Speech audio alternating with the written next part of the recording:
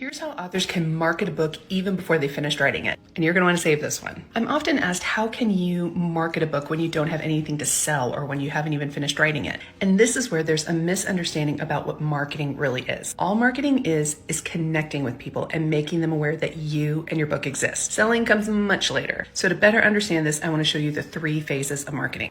So the 3 phases of marketing are the attraction phase, the promotional phase, and the follow-up phase.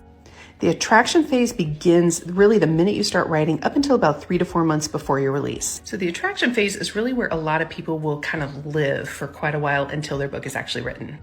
And then the promotional phase starts about 3 to 4 months before the release date until about 2 weeks after the release date. Now, this could be more or less depending on what kind of marketing you have going on, or if you're assigned to a traditional publisher who might have other promotions and other things going on. And then there's the follow-up phase. This is about 2 weeks after the release into infinity. The follow-up phase is where you are going to continue to see those sales. So it's really important. And it's something that many authors kind of tend to overlook. So now let's talk about what you can talk about in each phase. So in the attraction phase, we are focusing on connecting. So you can share books that you like to read or hobbies or other interests, or if you write nonfiction, share some how-tos or tips. This is such a fun phase because it's not focusing on really pushing a sale. You're connecting with people on topics that you're already interested in. And also think about it this way. If you had someone that was just coming right at you with a sale before you've made a connection, that's really a turnoff point. So always come at it from the perspective of your ideal reader. And when your book cover comes in, be sure to share it on social media. And you can also share that you're working on a book in this phase. The key here is that you don't have to be overly pushy. Just let them know that you're writing a book. You can really take them on the journey if you want to, but it's not to be overly salesy, because that comes in the next phase.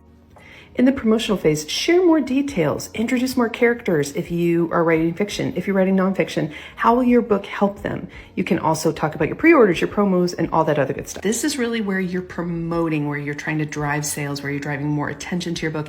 And because you spent a good time connecting with people in the attraction phase, it won't feel as pushy or salesy in the promotional phase. It'll feel like you're letting them know that you have something available. And then the follow-up phase is really a combination of both attraction and promotional phases.